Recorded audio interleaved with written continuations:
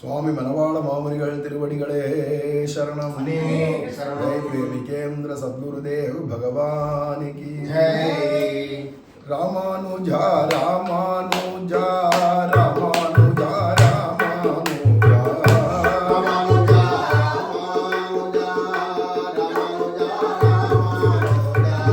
ராமானுஜா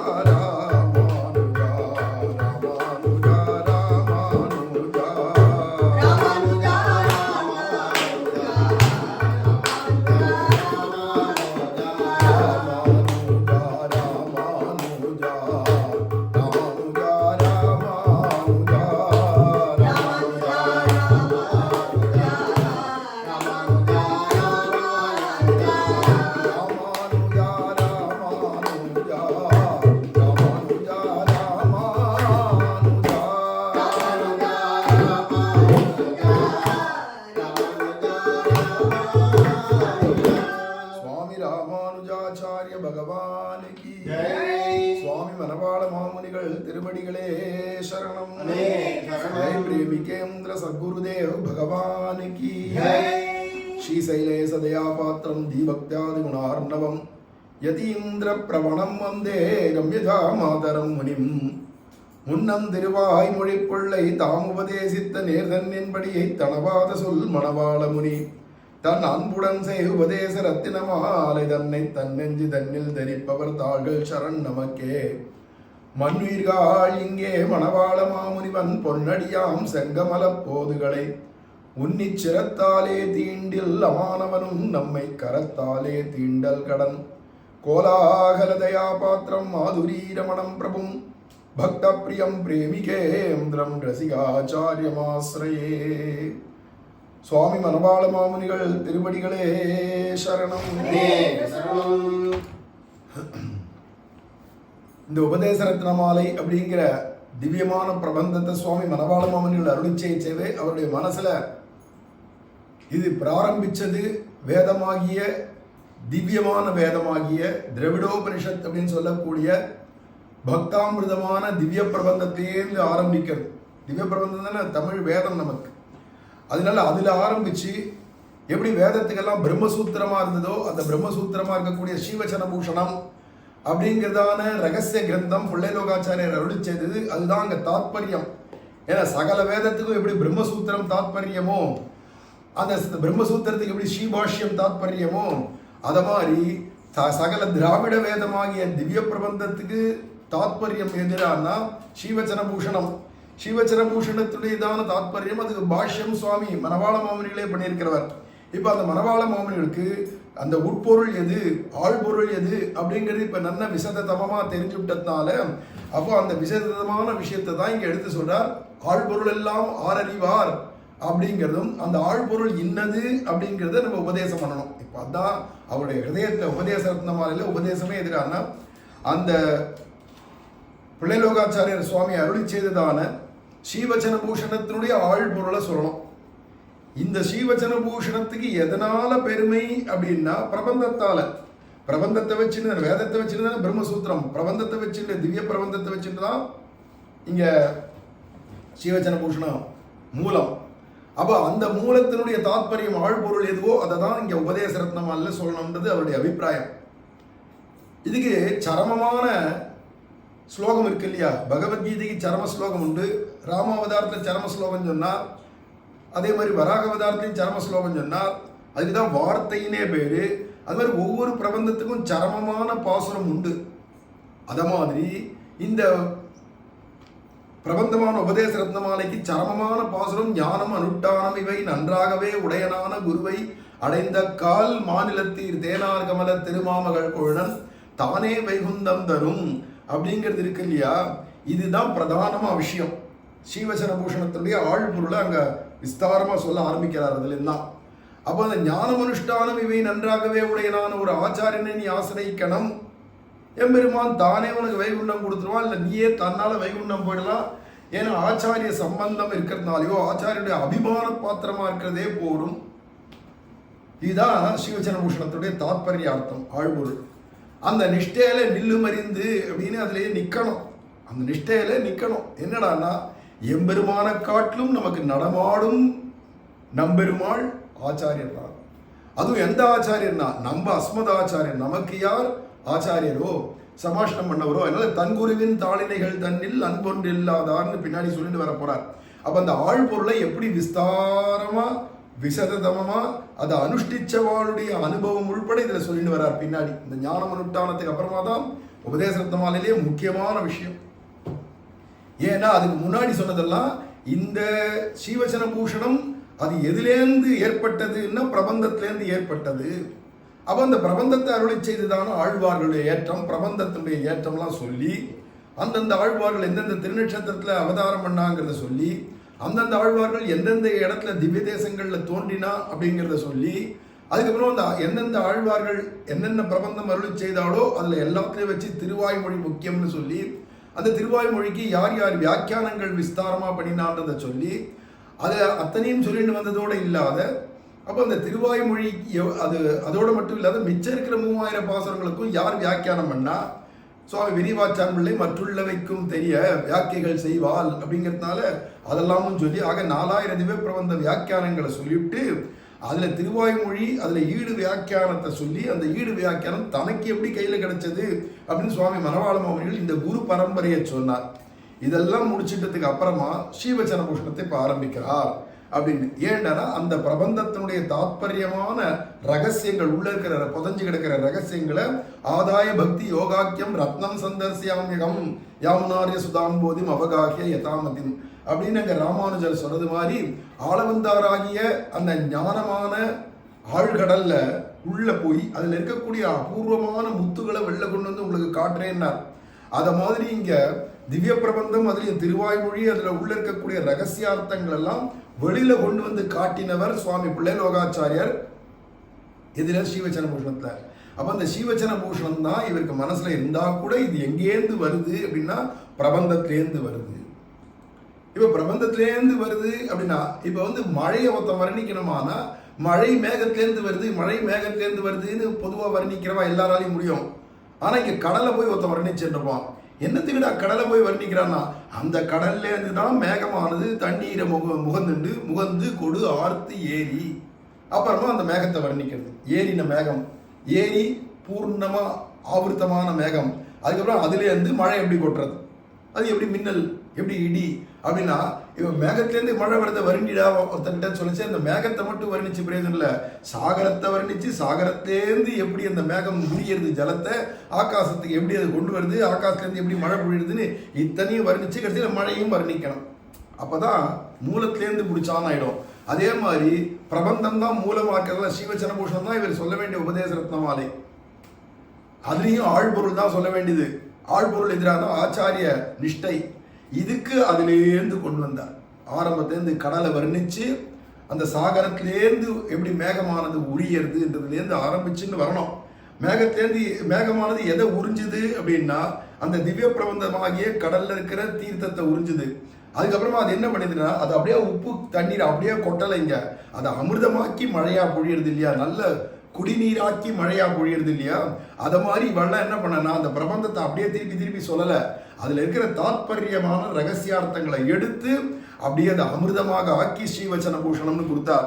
அந்த ஸ்ரீவச்சன பூஷணத்தையும் பிராட்டியினுடையதான பெருமையிலேருந்து ஆரம்பிச்சு வரிசையா ஒவ்வொருத்தருடைய புருஷகார வைபவத்திலேருந்து வரிசையா சொல்லிட்டு வந்து கடைசியில் சரம உபாயமாக இருக்கிற ஆச்சாரிய நிஷ்டையில கொண்டு வந்து நிறுத்துறார் ஸ்ரீவச்சன பூஷணத்தை. அப்போ அதுதான் ஆழ்பொருளா இருக்கிறது. இந்த ஆழ்பொருளை மட்டும் எடுத்து கொடுக்கணும். திருப்பி இதுல பிராட்டிலேருந்து ஆரம்பிச்சு அங்க இருக்கிறதே திருப்பி சொன்னா அப்புறமா அது பாஷ்யமா போயிடுமே தவிர உபதேசம் எது அப்படின்னா உபதேசம் பண்ணச்சேவே அங்கங்க சொல்லியிருக்கிற விஷயங்களுடையதான சாரத்தை புரிஞ்சு கொடுத்தாதான் உபதேசம் ஆகும். அதனால பாஷ்யம் தனியா பண்ணிட்டார், வியாக்கியானம் எதுக்கு ஸ்ரீவச்சன பூஷணத்துக்கு. இப்ப அதுல இருக்கக்கூடிய ஆழ்பொருளுடையதான அந்த சூக்ஷ்மார்த்தங்கள் எல்லாம் உபதேசமா புழிஞ்சு நமக்கு எளிமையா கொடுக்கிறார்.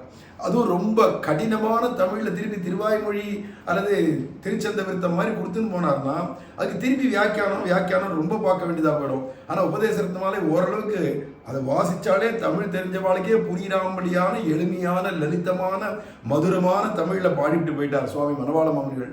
ஏன்னா பின்னவரும் கற்க உபதேசமாய் பேசுகின்றேன் அப்படின்னு சொல்றதுனால எல்லாருக்கும் இது கத்துக்கணுமானா இது எளிமையான தமிழாகவும் இருக்கணும், அதனுடைய சாரதமமான விஷயங்கள்லாம் இதில் உள்ள அடங்கி இருக்கணும்.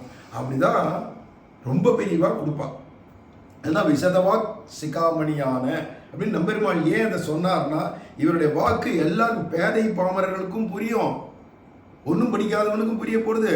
நல்ல கற்றறிந்த தாமுகப்பர் கல்வி தன்னில் ஆசையுள்ளோர், அப்புறம் உகந்து பின்பு கற்பர், பெற்றோம் என உகந்து பின்பு கற்பர்ன்றார் இல்லையா? அதை மாதிரி எல்லாரும் அனுபவிக்கலாம்படியா ஒரு பிரபந்தத்தை அருளை செய்யணும் இந்த உபதேச ரத்னமாலை. அதுல தாற்பயம் எதிரான ஆச்சாரியனுடைய நிஷ்டை தான். இதுதான் இப்ப சொல்லிட்டு வரதுனால, அப்ப ஞானம் அனுஷ்டானம் இவை நன்றாகவே உடையனான குருவை அடைந்த கால் அப்படிங்கிறது சரம பாசுரமாக சொல்லிட்டு அதனுடைய விவரணங்கள், அதை அனுஷ்டிச்சவா யார் எப்படி இருக்கணும் என்னன்றது அந்த அனுஷ்டான விஷயங்கள் எல்லாத்தையுமே உபதேசம் பண்ணிட்டு வரார். அதுதான் கடைசியில சங்கிரகிச்சு பூர்வாச்சாரியர்கள் போதம் அனுஷ்டானங்கள் அப்படிங்கிற இந்த பாசுரத்துல 72வது பாசுரத்துல சொல்றார். இதுக்கு அடுத்த பாசுரம் 73வது பாசுரம், கடைசி நிகம பாசுரம், அது பலஸ்ருதி. எதிராசருடைய இன்னருளுக்கு என்று விளக்காகி சதிராக வாழ்ந்திடுவர் தாம் அப்படிங்கிறது பலஸ்ருதி. அப்ப இதுதான் கடைசி பாடலா இருக்கிறதுனால பிரபந்தத்துல இதுல இந்த அத்தனை சுருக்கமா கொடுத்துன்னு வர்றார் பிள்ளைலோகாச்சாரியர். சங்கிரகமா அவதாரிகளே நமக்கு கொடுத்துன்னு வர அழகுதான் இங்க. கீழே தன் குருவின் தாளினைகள் என்று தொடங்கி சரமசேஷி சரணங்களில் சங்கம் இன்றியிலே இருக்கும் அவர்களுக்கு பிரதமசேஷியான ஈஸ்வரன் பிராபிய சித்தியை பண்ணானாகையாலே அத்தை அவர்கள் பிராபியார்கள் என்றும். என்னன்னா, ஞானம் அனுஷ்டானம் இவை நன்றாகவே உடையனான குருவை அடைந்த கால் தேனார் கமல திருமாமகள் பொழுனன் தானே வைகுந்தம் தரும். இது அங்க சரம பாசுரம் இல்லையா இந்த பிரபந்தத்துல. ஆனா அடுத்தது தன்குருவின் தாளினைகள் தன்னில் அன்பொன்றில்லாதார் அன்புதன்பால் செய்தாலும் அம்புயைக்கோன் விண்ணாடு தான் அளிக்க வேண்டியிரான் அப்படிங்கிறது அடுத்தது. அந்த அடுத்த பாசுரத்திலேருந்து கொண்டு வரார். ஏன்னா சரம ஸ்லோகத்துக்கு விவரணம் தான் இதெல்லாம். அப்போ அதுலேருந்து வியாக்கியான அவதாரிகை இங்கே கொடுக்கிறார். தன்குருவின் தாளினைகள் என்று தொடங்கி சரமசேஷி சரணங்களில் சங்கம் இன்றியிலே. சரமசேஷி அப்படின்னா கடைசியான நமக்கு அடைய வேண்டிய லட்சியம். அப்போ முதல்ல அடைய வேண்டிய லட்சியம் பிரதமசேஷி ஒருத்தர் இருக்கார். யாருடன்னா பெருமாள். சரமசேஷி யாருடன்னா ஆச்சாரியர். அதான் நம்ம சம்பிரதாயத்தில் சரமசேஷியுடைய திருவடியை தான் நம்ம அடையிறோம் வைகுண்டத்தில் போய். ஆச்சாரியன் திருவடி அடைந்தார் அப்படின்னு தானே பத்திரிகையில போடுறோம், தசாஸ்வ பத்திரிகையில. அப்போ என்னடான்னா ஆச்சாரியன் சரமசேஷி கடைசி அவர் தான். அதுக்கு முன்னாடி இருக்கிற சேஷி யாருடன்னா, அதுக்கு முன்னாடி இருக்கிற எஜமானன் யாருடன்னா பெருமாள். இப்போ நம்ம உலக விஷயத்தில் திருஷ்டாந்தம் கொடுத்து புரிய வைக்கணுமானா, ஒரு ஆஃபீஸில் போய் நம்ம ஜாயின் பண்ணிட்டோம் அப்படின்னா வேலைக்கு, நமக்கு இமீடியட் பாஸ் அப்படின்னு இருப்பார். நமக்கு முன்னாடி நமக்கு எப்பப்பாரு பேசி சொல்லி எல்லாம் பண்ணக்கூடிய பாஸ் வேற, மொத்தத்துக்கே இந்த கம்பெனியினுடைய ஓனர் வேற, அந்த பாஸ் வேற. அப்போ உனக்கு DGM, GM, deputy general manager, general manager அப்படின்னும் சூப்பர்வைசர்னும் உனக்கு மேலே ஒரு பாஸ் இருப்பார் இல்லையா? நமக்கு மேலே இருக்கிற பாஸ் மொத்தத்துக்கு பாஸ் இல்லை, நமக்கு பாஸ், நமக்கு தலைவர் இவர். இவர் சொல்றபடி தான் நம்ம நடந்துக்கணும். அதில் ஏதாவது தப்பு கோளாறு வந்துருச்சுன்னா பெரிய முதலாளி இருக்காரு, அவர் யாரை கேட்பார்னா உனக்கு மேலே இருக்கிற முதலாளியை கேட்பார். உனக்கு யார் முதலாளியோ அவனை கேட்பார், சூப்பர்வைசரையோ மேனேஜருக்கு தான் கேட்பார். ஏன் இந்த இடத்துல தப்பு நடந்திருக்கு? இல்லை இவனை பண்ண சொன்னேன், அவன் கொஞ்சம் தப்பாக பண்ணிட்டான், ஏன் நீ ஒழுங்காக உபதேசம் பண்ணல, அவனுக்கு ஏன் ஒழுங்காக அவனை பார்த்துக்கல, செய்கிறானான்னு கவனிக்கல, உன்னை எதுக்கு சூப்பர்வைசர்னு போட்டிருக்கு அப்படின்னு இவனை தான் திட்டுவான். அப்போ நமக்கு முதல் நிலையில் இருக்கக்கூடியதான எஜமானன் மொத்த கம்பெனிக்கும் எஜமானன், 2 பேர் உண்டு இல்லையா? அதை மாதிரி இந்த ஜீவாத்மாவுக்கு முதல் எஜமானன் பெருமாள், மொத்தத்துக்கும் சேர்த்து வச்சு சரமசேஷின்றது ஆச்சாரியன் அப்படின்னு உங்களுக்கு புரியறதுக்காக இப்போ சொல்கிறேன் எளிமையா.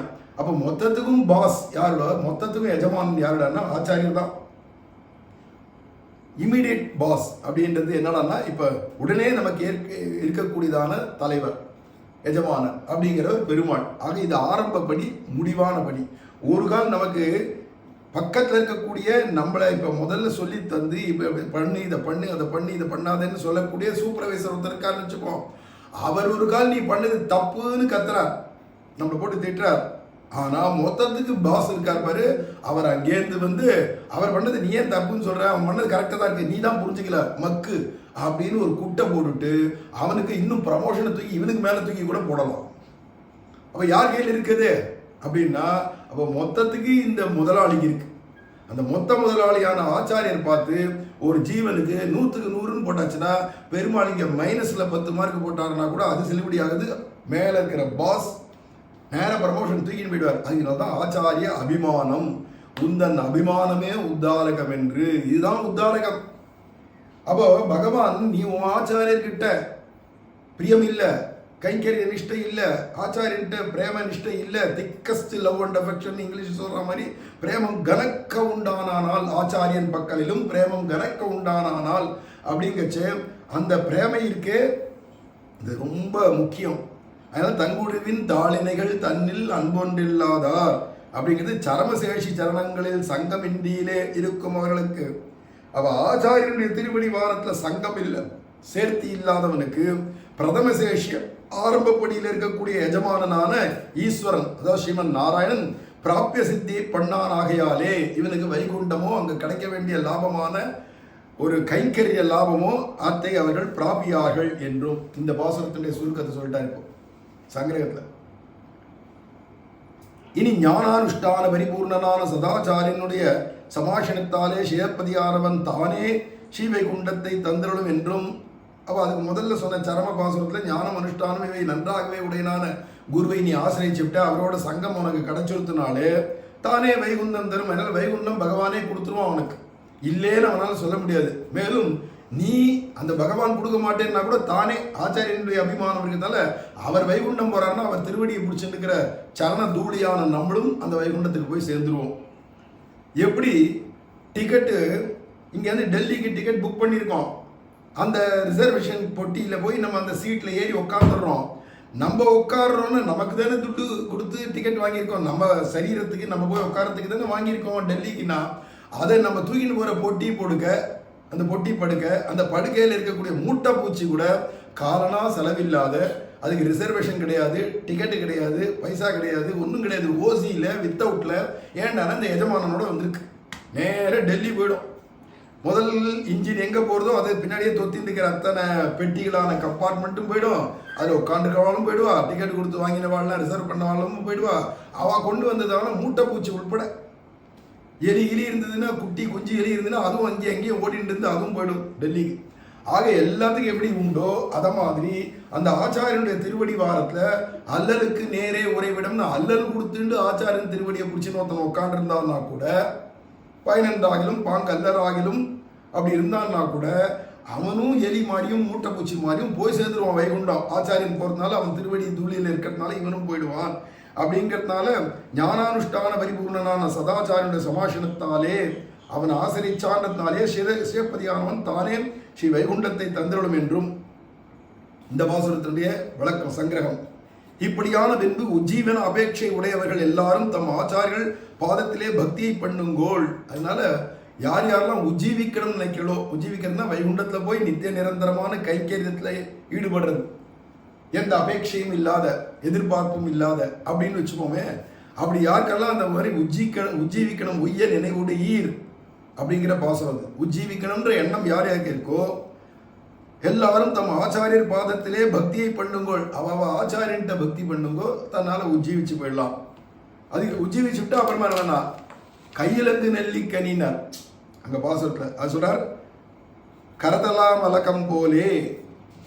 கையிலங்கு நெல்லிக்கனின்றது சம்ஸ்கிருதத்தில் சொல்றார், கரதல ஆமலக்கம் போலே உங்களுக்கு பரமபத பிராப்தி உண்டாம் என்று இப்படி ஆச்சாரியன் செய்த உபகாரத்தை அனுசந்தித்தால் அவனை விஸ்லேஷிக்க விறகில்லை என்றும், ஆச்சாரியன் செய்த உபகாரமானவது தூய்தாக நெஞ்சிதனில் தோன்றுமேல் தேசாந்தரத்தில் இருக்க மனம்தான் பொருந்த மாட்டாது அப்படின்ற பாசுரத்துக்கு விளக்கம் கொடுக்குறாருங்க. அவனை விஸ்லேஷிக்கன்னா அவனை பிரிஞ்சு வாழ முடியாது, அப்பேற்பட்ட பரம உபகாரியான ஆச்சாரியனை பிரிஞ்சு வாழ முடியாது அப்படின்னும், அவ்வளவுமன்றிக்கே அவனுடைய அசேஷ சேஷ விருத்தியிலும் அன்பிதனான இவனுக்கு அவனை பிரிய பிரசங்கமில்லை என்னும்.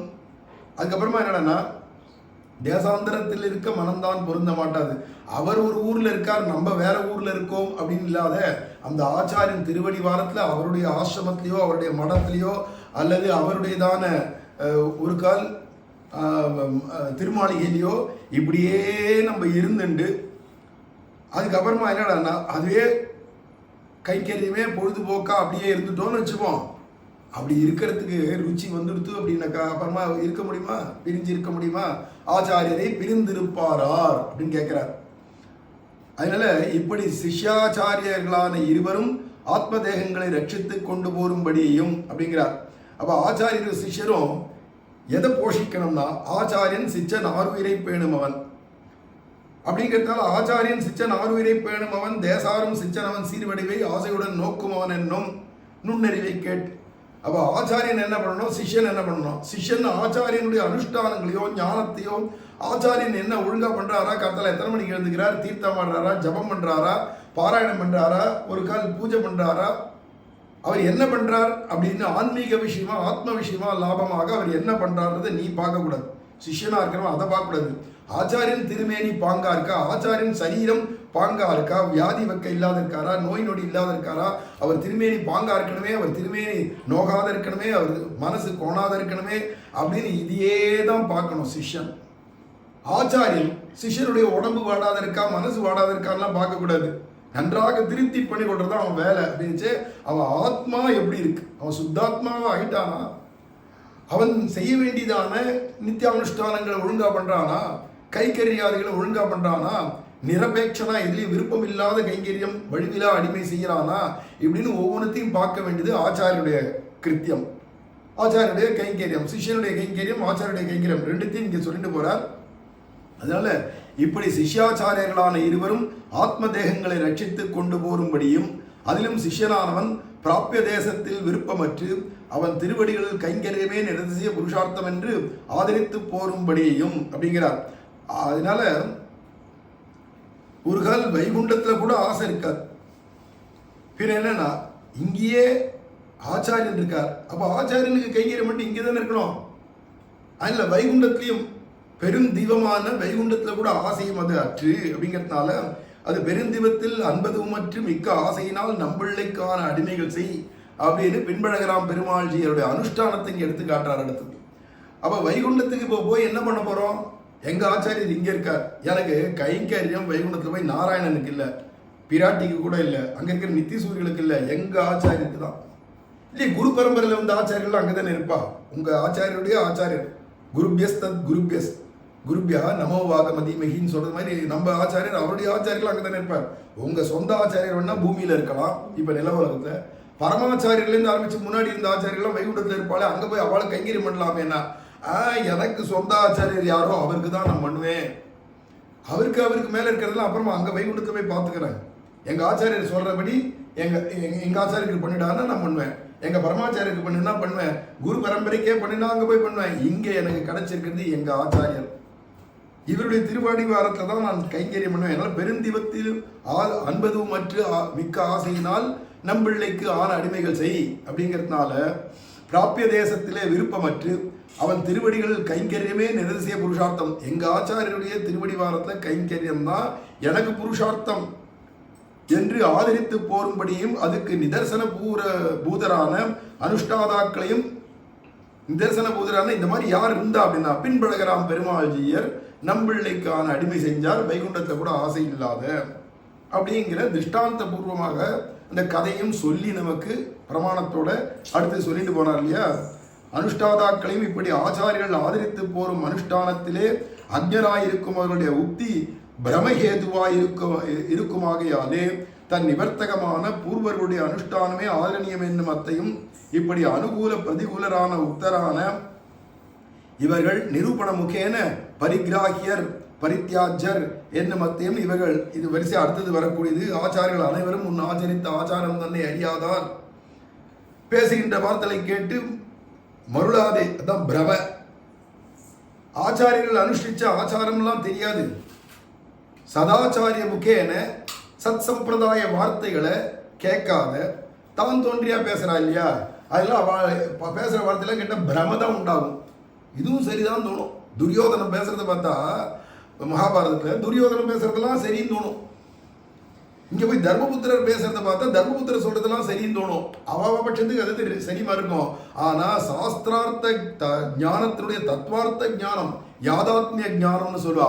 யதாவத்து உள்ளது உள்ளபடியான ஞானம் எவனுக்கு சிந்திச்சிருக்கோ அவனுக்கு தான் புரியும் துரியோதனனா தர்மபுத்திரரானு புரியும்.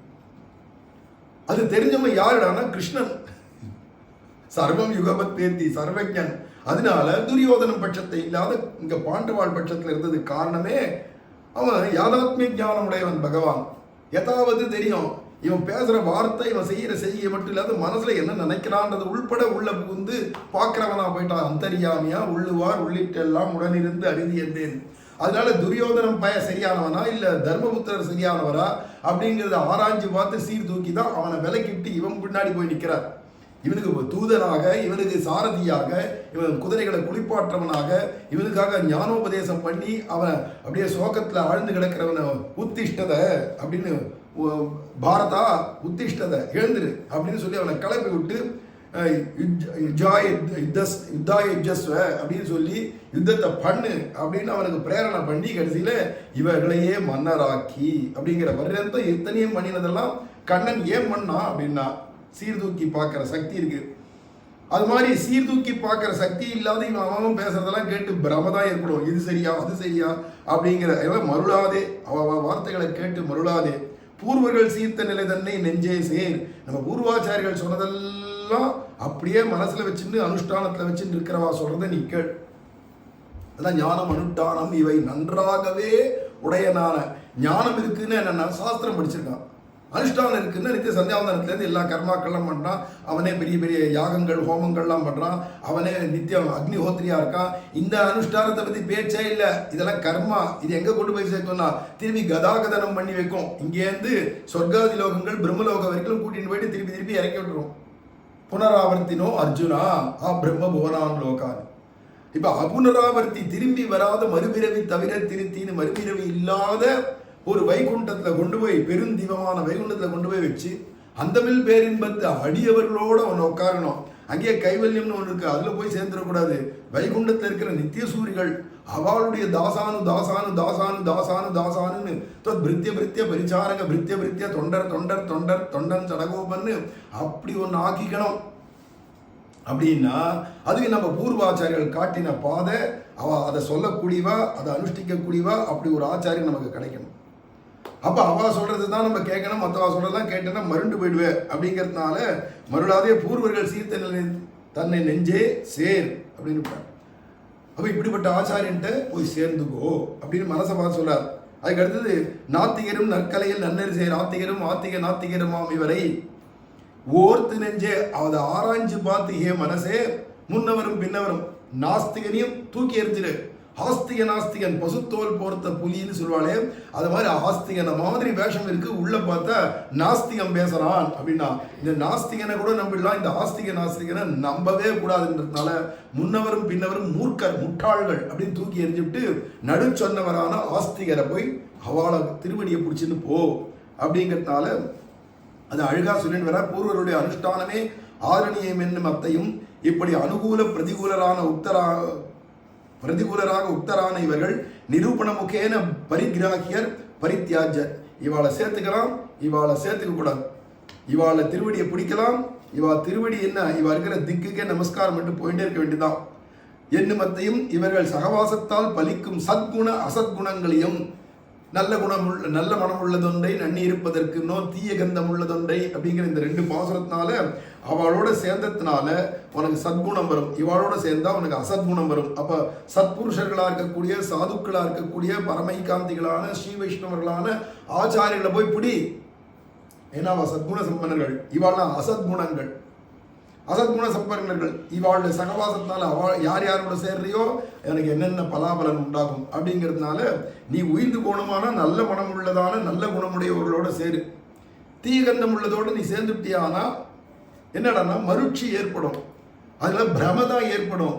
கடைசியில் என்னடா சாஸ்திரம் ஒன்று சொல்லிட்டு போகிறது, சாஸ்திர தாத்பரியார்த்தம் தெரியாது, நீ திருப்பி திருப்பி சம்சாரியாவே கிடக்க வேண்டியதான். அப்படிங்கிறதுனால ஏவம் அசத்குணங்களையும் ஏவம் பூதரான பிரதிகூலர் துருபதேஷ்டாக்களான மூர்க்கர் என்னுமத்தையும். அப்ப இந்த மாதிரியான சாஸ்திர ஞானம் இல்லாத அனுஷ்டானமும் இல்லாத பூர்வாச்சாரிகள பரம்பரையில வராத ஒருத்தட்ட போய் நீ கேட்டியானா என்ன ஆகுண்டானா அதை அத்தனையும் அவ மூர்க்கரா இருக்கிறதுனால அவ திருவடியை பிடிச்சேன்னா நீயும் மூர்க்கரா தான் போக முடியுமே தவிர நீ ஞானி ஆக முடியாது. அதனால அவள்லாம் யார் துருபதேஷ்டாக்களா இருக்காளோ அவள்லாம் எப்பேற்பட்டவனா மூர்க்கர் என்று மத்தியம் அருள் செய்து இதில் அனுகூலரான ஆச்சாரிய பரதந்திரியருடைய உபதேசத்தாலே ஆச்சாரியாபிமானமாகிற மகாபலம் சித்தித்து வாழும்படியும் அருள் செய்யான் என்று கொண்டு கடைசியில் என்ன சொல்றார்? இப்பேற்பட்ட சதாச்சாரியர்களாக தன்னுடைய ஆச்சாரியனுக்கு பரதந்திரனாக, அதனால சொன்னார் அனுகூலரான ஆச்சாரிய பரதந்திரருடைய உபதேசத்தாலே ஆச்சாரிய அபிமானமாகிற மகாபலம் சிந்தித்து, அப்ப நம்ம ஆச்சாரியர் அவருடைய ஆச்சாரியர்கிட்ட பரதந்திரனா இருந்து எப்படி வாழணுமோ அங்க வாழாட்பட்டு நின்றீர் அப்படின்னோ வையத்து வாழ்வீர்கள்னு சொன்னதான விஷயத்துப்படி நீ வாழணும்னு ஆசைப்பட்டியானா வாழ்வர் வாழ்வெய்தி ஞாலம் புகழவே அப்படின்னு திருவாய்மொழியில் சொல்ற மாதிரி எப்படி வாழணுமோ அப்படி வாழணும்னு ஆசைப்படுறவா இப்பேற்பட்ட ஆச்சாரியன் திருவடி அடையணும் அப்படின்னு சொல்லி வசனபூஷண தாத்பர்யார்த்தங்களை சங்கிரகித்து அருள் செய்கிற இவர். அப்ப ஸ்ரீவச்சனபூஷணத்துடைய சாரதமமான விஷயத்தை சங்கிரகமா அப்படியே இந்த பாசுரங்கள்ல அருள் செய்து விட்டார் நமக்கு. அடியிலே பின்னவரும் கற்க உபதேசமாய் பேசுகின்றேன் என்று உபக்கிரமித்து அந்த பரோபதேசத்தை இவ்வளவாக நடத்தி அத்தை உபசம்ஹரித்த அருளுவராய் உஜ்ஜீவன அபேட்சையுடையவர்களை குறித்து பூர்வாச்சாரருடைய ஞானானுஷ்டான பிரதிபாதகங்களான ஆப்த வச்சனத்தால் விஸ்வசித்தவராய் ஞான பிரதானாதி முகேன ரட்சித்து போரும் பெருமதிப்பனான ஆச்சாரனை ஆசிரித்து அஜ்ஞானாவகமான சம்சாரத்திலே ஆனந்தத்தை உடையவராய் நீங்கள் வாழுங்கோள் என்று தலைகட்டி அருளுகிறார். கடைசியில நீங்க வாழணும்ன்றதுல முடிக்கிறார், வாழ்ந்து போங்க. ஏன்னா பின்னவரும் கற்க உபதேசமாய் பேசுகின்றேன். இந்த உபதேச ரத்னமாலேயே எதுக்கிடானா நம்மளாம் வாழும் போறதுக்கு தான்.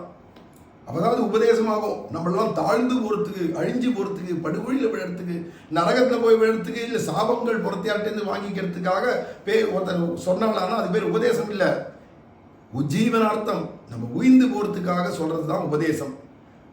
உயிர்ந்து போறது எது உயிர்ந்து போறதுன்னா கைவல்யம் போன்றவைகளோ இல்லை பிரம்மலோகம் போன்றவைகளையோ போய் அடைஞ்சிடு அப்படின்னு சொல்றதுதான் உஜ்ஜீவனம்னு எவனாவது புருஷார்த்தம்னு சொன்னான்னா அதெல்லாம் அபுருஷார்த்தம், ஐஸ்வர்யம் அக்ஷரகதிம் அப்படின்னு போன்றவைகள்லாம். அப்ப இதெல்லாம் தவிர்த்துட்டு மேல இருக்கக்கூடிய பரமபதம் போய் அதுலேயும் அங்க போனாலும் நம்ம ஆச்சாரியர் கைஞ்சிருந்தா நமக்கு லட்சியம்ன்றதை காட்டி கொடுக்குறவா யாரோ அவளுடைய வார்த்தையில விசுவாசத்தோட இருந்துட்டு அவளுக்கு கைங்கரியம் பண்ணிட்டு அப்படி வாழறது தான் இருள் தருமா ஞாலத்தே இன்பமுற்று வாழும். அதுதான் வாழறது அப்படின்னு இதுல கொண்டு முடிக்கிறார். அப்ப உபதேச கிரமம் ஆரம்பிச்சது பின்னோர் அப்படின்னு நீங்க சொல்றது யார அப்படிங்கிறத புரிஞ்சுக்கணும். ஆரம்பிக்குச்சே எல்லாருக்கும் உபதேசம் பண்றேன் அப்படின்னு ஆரம்பிச்ச பின்னவரும் கற்கன்றது யாருக்கு பின்னவரும் அப்படின்னா சுவாமி பிள்ளை லோகாச்சாரியருடைய பிற்பாடு வந்தவா. ஏன்னா அவள் தானே இந்த ஸ்ரீவச்சன பூஷணங்கள்லாம் அவளுக்கு தானே கிடைக்கிறது. அவானா அப்போ மணவாள மாமனிகளுக்கும் பிள்ளைலோகாச்சாரியருக்குமே இடைப்பட்ட காலம் உண்டு. அப்போ அவளை பார்த்து பின்னவரும் தனக்கு முன்னாடி இருந்தவாளுக்கு தான் உபதேசம் இப்போ பண்ண முடியாது. அப்போ பின்னவரும்ன்றது மணவாள மாமனிகளுக்கு பின்னவர். எனக்கு இந்த பரம்பராலப்தமாக திருவாய்மொழி பிள்ளை பர்யந்தமாக வந்ததான ஞானம் எனக்கு திருவாய்மொழி பிள்ளைகிட்டேருந்து கிடைச்சது. எந்த திருவாய்மொழி பிள்ளை இன்னருளால் வந்த உபதேச மார்க்கத்தை. அப்போ இங்கே பின்னவரும்னு சொல்றது யாரை சொல்றாருன்னா தனக்கு பின்னாடி வரவா. இப்ப நம்மளாம் வச்சுப்போமே மணவாள மாமனிகளுக்கு பின்னாடி வந்தவா அத்தனை பேரும் இதனை ஆதரிச்சு போயிட்டு இருக்காங்க. நமக்கும் இதுதான் கதி, உபதேச ரத்னமாலை தான் கதி. அப்போ நம்ம பின்னவரும் கற்க அப்படின்னு ஆரம்பிச்சது கடைசியில் வாழ்ந்தே போம் அப்படிங்கிறது மாதிரி நீ வாழும் அப்படின்னு கொண்டு வந்து முடிக்கிறார். வாழ்ச்சியை சொல்லி முடிக்கிறார். அதுவும் என்னடான்னா அந்த பரோபதேசத்தை இவ்வளவாக நடத்தி அத்தை உபசம்ஹரித்தருளவராய் கடைசியில இத்தனை உபதேசங்களையும் பண்ணிட்டு இதை பூர்த்தி பண்ற சந்தர்ப்பத்தில் இந்த கடைசி பாசுரத்துல உஜ்ஜீவனாபேட்சை உடையவர்களை குறித்து யார் யாரெல்லாம் உயிர்ந்து போகணும்னு நினைக்கிறோ பூர்வாச்சாரருடைய ஞானானுஷ்டான பிரதிபாதங்களான ஆப்த வச்சனத்தால் விஸ்வசித்தராய். நம்ம பூர்வாச்சாரியர்கள் சொன்ன வார்த்தையில எவனுக்கு திட விசுவாசம் இருக்கோ நம்பிக்கை இருக்கோ அப்பேற்பட்ட ஞான பிரதானாதி முக்கியன்னு ரட்சித்து போகும். அதை கொண்டு ஞானத்தை நமக்கு கொடுக்கணும். பூர்வர்கள் சொன்னதான வார்த்தைகளை கொண்டு நமக்கு அதான் என்னதான் பிரமாணத்தை கொண்டு நீ பேசு. எந்த பிரமாணம்னா பூர்வாச்சாரியர்களோட பிரமாணத்தை வச்சுன்னு பேசு. ஏன்னா மற்றதெல்லாம் பிரமிக்கும் அளவுக்கு தான் சாஸ்திரம் இருக்கு. சாஸ்திரத்தினுடைய அர்த்தம் தெரிஞ்சுடுத்துக்கணும். சாஸ்திரத்துக்கு ஒருத்தன் வியாக்கியானம் பண்ணியிருக்கானோ அதை வச்சுன்னு நம்ம சம்ஸ்கிருதம் அவனுக்கு நிருப்தம் தெரியும். எந்த வார்த்தை வேதத்தில் இருந்தாலும் உபனிஷத்துல இருந்தாலும் அதுக்கு மூலமான வேர் எதுன்னு தெரிஞ்சுட்டு அதனால இதுக்கு இப்படி எல்லாம் விற்பத்தி பண்ணலாம் அப்படின்னு தெரிஞ்சுட்டு அதுக்கு பலவேறு அர்த்தங்கள் இருக்கு. அதுல இப்படி ஒரு அர்த்தம் தான் இங்க சூட் ஆகும், இதுதான் இங்க பொருந்தும் அப்படின்னு கொண்டு வந்து ஒருத்தன் சொல்லி அப்படின்லாம் சொல்றவாள்னா அவளுக்கெல்லாம் தாத்பரிய அர்த்தம் தெரியாது. யதாவத்தான ஞானம் இல்லை, அவளுக்கு யாதாத்மிய ஞானம் இல்லை, உள்ளது உள்ளபடியான தெள்ள தெளிவான ஞானம் இல்லாதவர்கள்னு அர்த்தம். அது வெறும் விளக்க உரையை மட்டும் படிச்சுட்டு அப்படியே சொல்றேன்றதை காட்டிலும் பரம்பரையா சொல்லி சொல்லி சொல்லி வந்திருக்கும். அதுல இன்னும் கூட்டி கூட்டி வார்த்தைகளை சேர்த்துருப்பா பின்னாடி வரவாள்லாம். அதுக்கு அனுசரிச்சு இன்னும் டெக்கரேட் பண்ணு, இன்னும் டெக்கரேட் பண்ணு, இன்னும் டெக்கரேட் பண்ணுன்னு இன்னும் டெக்கரேஷன் போய் பூர்ணமா நம்ம கைக்கு இப்ப கிடைக்கிறது. நம்ம எல்லாம் மணவாள மாமனிகள் காலத்துக்கு முன்னாடி பிறந்திருந்தோமானா இவ்வளவும் கிடைச்சிருக்காதே. இத்தனை பேரும் குரு பரம்பரையில் வந்த அத்தனை பேருடைய வச்சனங்களும் அதை அனுசரித்து பின்னாடி வந்தவாளுடைய வச்சனங்களும் இத்தனையும் நம்ம பின்னாடி வர வர பின்னானார் வணங்கும் சோதியாக கிடைக்கிறது. நமக்கெல்லாம் கிடைச்சது இந்த இத்தனை விஷயங்களும் கிடைக்கிறது. முன்னாடி பிறந்திருந்தோம்னா இத்தனையும் கிடைச்சிருக்காது. அந்தந்த ஆச்சாரிகள் என்ன சொல்லி கொடுத்தாலோ அதுதான். அதுக்கப்புறம் பின்னாடி வர ஆச்சாரிகள் சிலதெல்லாம் சேர்த்துருப்பா, அதெல்லாம் தெரியாத போயிருக்கும். அப்போ இன்னும் இன்னும் விசதமாக போயிட்டு இருக்கு நமக்கு இப்போ கிடைச்சது. நம்ம எல்லாம் பின்னாடி பிறந்த மாமனிகளுக்கும் பின்னாடி பிறந்தவா நம்ம எல்லாம் நினைச்சு நம்ம தான் பாக்கியசாலி. அதுவும் மாமனிகளுக்கு பின்னாடி மட்டும் இல்லாத அதுக்கு வியாக்கியானம் பண்ண பிள்ளைலோகஞ்சியர் போன்றவாளோ இப்ப வரைக்கும் இருந்த தன பிரிவா இன்னைக்கும் இருக்கா, இருந்துட்டு இப்பதான் எல்லாரும் பரமபதம் போயிருக்கா அப்படிங்கிறதெல்லாம் எத்தனையோ பேர் இருக்காளே.